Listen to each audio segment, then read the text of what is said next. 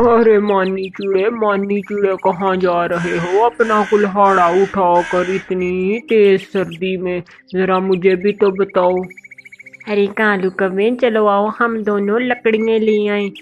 फिर ऐसे ही मानी चिड़ा और कालू कौवा जंगल से लकड़ियाँ लेने चले जाते हैं और आलसी कौवा दरख्त के नीचे लेट जाता है, धूप सेकने लगता है। और मानी चिड़ा अपनी लकड़ियों का गड्ढा एक काट लेता है और कालू छुपके से देखता है और कालू उसकी वो लकड़ियाँ चुरा कर वहाँ से भाग जाता है।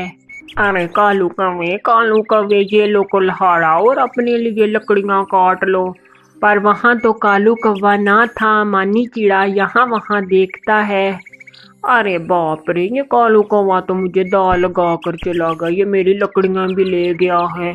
ऐसे ही दोबारा से मानी चिड़ा वो लकड़ियाँ काटने लगता है अपने घर के लिए। ऐसे ही रात हो जाती है और मानी चिड़ा लकड़ियाँ काट रहा था तेजी में और फिसल कर कुल्हाड़ा उसके पंख पे लगता है और मानी चिड़ा नीचे जमीन पर गिर जाता है और रात हो जाती है। और घर पर चिड़िया अपने पति का इंतज़ार कर रही थी। वो बहुत ही परेशान थी। अरे बेटा सूरज, आपके भी नहीं पापा आए, पता नहीं कहाँ रह गए हैं। मुझे चलकर देखना पड़ेगा, गहरी रात हो गई है। और ऐसे ही चिड़िया अपने घर से निकलती है अपने पति को ढूंढने के लिए, क्योंकि रात का अंधेरा तो छाया हुआ था हर तरफ। सबसे पहले चिड़िया कालू के घर जाती है और दरवाजे पे दस्तक देती है। अरे अरे, आओ आओ चिड़िया, इतनी रात को क्यों आने हुआ? अरे कव्वे भाई, मेरा पति अभी तक नहीं आया, कहीं आपने मेरा पति देखा? अरे ना चिड़िया, मैंने नहीं देखा। ऐसे ही फिर चिड़िया वहाँ से चली जाती है। फिर ऐसे ही मामा चिड़िया कबूतर लोला के घर पर दस्तक देती है। अरे लोला कबूतर भाई, अभी तक मेरे पति घर नहीं आए हैं, आप मेरे साथ चलो ना हमारा पति को ढूंढने के लिए। अरे चिड़िया, जरूर चलो, मैं आपके साथ चलूं। फिर ऐसे ही लोला कबूतर और लाडो चिड़िया गहरे जंगल की तरफ निकल जाते हैं और रात का अंधेरा तो हर तरफ था और जानवरों की आवाज़ें। और चिड़िया अपने पति को आवाज़ लगाती थी और पति अपनी पत्नी की आवाज़ सुनकर अपनी पत्नी को आवाज़ लगाता है। और मम्मा चिड़िया और लोला कबूतर मानी चिड़े के पास जाते हैं। अरे अरे, आपको क्या हुआ है? अरे चिड़िया, मेरे पंख पे चोट लग गई है, मेरे से उड़ा नहीं जाता है। और चिड़िया, हमें इनको अपने ऊपर उठाकर लेके जाना पड़ेगा। फिर ऐसे ही लाडो और लोला कबूतर मानी चिड़े को अपने ऊपर बिठाकर अपने घर ले जाते हैं। और मानी चिड़े का पंख बहुत ही घायल था। मानी चिड़े का बेटा सूरज रोने लगता है। पापा आपको क्या हुआ है? अरे चुप कर जाओ मेरा बेटा।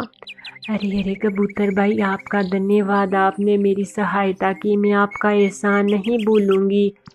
ऐसे ही फिर लोला कबूतर वहाँ से चला जाता है। अरे आपका पंख अब पता नहीं कब ठीक होगा। ऐसे ही दिन बीतते हैं, अभी तक उसका पर ठीक ना हुआ था मानी चिड़े का, क्योंकि उसके पंख के ऊपर गहरी चोट आई थी। रात दिन गुजर जाते हैं और चिड़िया के पास जो राशन जमा हुआ था वो ख़त्म हो जाता है। मम्मा चिड़िया बहुत ही ज़्यादा परेशान हो जाती है। अरे चांद के पापा, हमारे घर में तो सारा राशन ख़त्म हो गया है, अब हम क्या करें? ऐसे ही मम्मा चिड़िया अपने पति को कहती है और मामा चिड़िया, अरे मानी चिड़े जी, मैं जाती हूँ अपनी माँ के दूसरे जंगल। मामा मुझे भी जाना है। अरे नहीं बेटा। ऐसे ही लाडो फिर अपनी माँ के घर चली जाती है। अरे माँ, आपको पता है कि मानी चिड़े का तो पंख घायल हो गया है, मेरे घर में कुछ खाने को नहीं है। अरे बेटी लाडो, मैं आपको एक मशवरा देती हूँ मेरी बच्ची। मैंने आपको हलवा बनाना सिखाया है गाजर का, और मेरे खेत में गाजर का बाग है, वो गाजरें ले जाओ। अरे हाँ माँ, आप ठीक कह रही हैं। अरे मेरी बेटी, वो गाजरों का तुम हलवा बनाकर बेचिया करना और उससे काफ़ी मुनाफा होगा। ऐसे ही लाडो चिड़िया को उसकी माँ गाजरों का एक تھیلا دے دیتی ہے بھر کر، جس نے اپنے کھیت میں گاجریں اگائی ہوئی تھی۔ ارے ماں، آپ نے گاجریں مجھے دیں، آپ کا بہت بہت دھنیہ واد۔ ایسے ہی پھر لاڈو چڑیا وہ گاجروں کا تھیلا اپنے گھر لے آتی ہے۔ مما چڑیا، پاپا چڑیا اور ان کا بیٹا چاند وہ حلوہ بناتے ہیں۔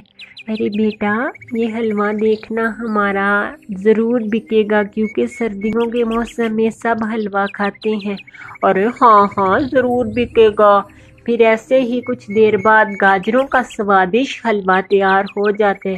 اے واہ بھائی واہ، کتنی ہی سوادش خوشبو ہے اس حلوے کی، مجھے یقین ہے۔ ایسے ہی پھر مما چڑیا پاس میں ہی اپنا ٹھیلا لگا لیتی ہے اور ادھر سے ایک مٹھو طوطا گزرتا ہے اور مٹھو چڑیا کا حلوہ کھاتا ہے۔ ارے چڑیا، یہ کیا ہے؟ ارے مٹھو بھائی، یہ حلوہ ہے۔ ارے چڑیا، ایک پلیٹ مجھے حلوے کی دے دو۔ ایسے ہی پھر چڑیا مٹھو کو ایک پلیٹ حلوے کی دے دیتی ہے۔ واہ بھائی واہ، سوادش حلوہ ہے چڑیا۔ ایسے ہی مٹھو وہ حلوہ کھا لیتا ہے اور کچھ ہی دیر میں چڑیا کا سارا حلوہ بک جاتا ہے۔ مما مما، ہمارا حلوہ بک گیا۔ پھر ایسے ہی اگلے دن پکشی بازار چڑیا جاتی ہے اور اپنے بیٹے کے لیے گرم سوٹ اور اپنے گھر کے لیے راشن لے آتی ہے۔ ایسے ہی ماما چڑیا اپنے گھر کو بھی مرمت کر لیتی ہے۔ پیارے دوستوں، اس کہانی سے ہمیں یہ سیکھ ملتی ہے، محنت کرنے والا کبھی بھی بھوکا نہیں مرتا، اس لیے ہمیں محنت سے کام کرنا چاہیے اور دل لگا کر اپنا کام پورا کرنا چاہیے۔ پیارے دوستوں، اگر آپ کو ہماری آج کی یہ سٹوری پسند آئی ہو تو ہمارے چینل کو سبسکرائبر اور لائک اور شیئر کرنا نہ بھولنا، اور ایسی ہی نئی نئی کہانیاں دیکھنے کے لیے ہمارے چینل کو ضرور سبسکرائب کرنا۔ آپ کا دھنیہ واد۔